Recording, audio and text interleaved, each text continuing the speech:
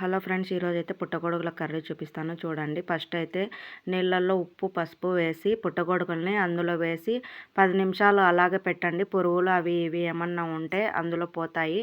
బాగా ముంచండి, ఎందుకంటే తెలియదు కదండి ఏమొస్తాయి. ఇప్పుడైతే కావాల్సిన పదార్థాలు వచ్చేసి పెద్ద సైజు ఆనియన్ తీసుకున్నాను నేనైతే 3 తీసుకున్నాను. టమోటా పళ్ళు కూడా 3. అలాగే కావాల్సిన పదార్థాలు అల్లం వెల్లుల్లి పేస్టు, ఉప్పు కారం పసుపు జీలకర్ర పొడి మిరియాల పొడి మీ దగ్గర ఉంటే వేసుకోండి, లేకపోతే లేదు. జీలకర్ర పొడి అలాగే ధనియాల పొడి. ఇప్పుడైతే స్టవ్ మీద బాండి పెట్టి బాండీలో ఆయిల్ వేసుకొని ఆయిల్ హీట్ అయిన తర్వాత అందులో జీలకర్ర వేసాను. జీలకర్ర వేసిన తర్వాత కట్ చేసిన ఆనియన్ వేసాను. ఆనియన్ కూడా బ్రౌన్ కలర్లోకి వచ్చిన తర్వాత అందులో కొద్దిగా అల్లం వెల్లుల్లి పేస్ట్ వేసాను.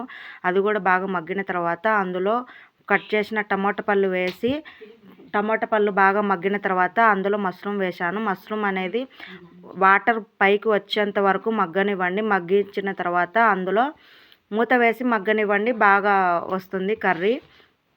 చూడండి, అలా మిక్స్ చేసుకోవాలి. ఇప్పుడైతే అందులోనే చిటికెడు పసుపు ఉప్పు వేసి మూత పెట్టేశానండి. చూడండి, బాగా ఆయిల్ పైకి వచ్చే వరకు వేయించండి.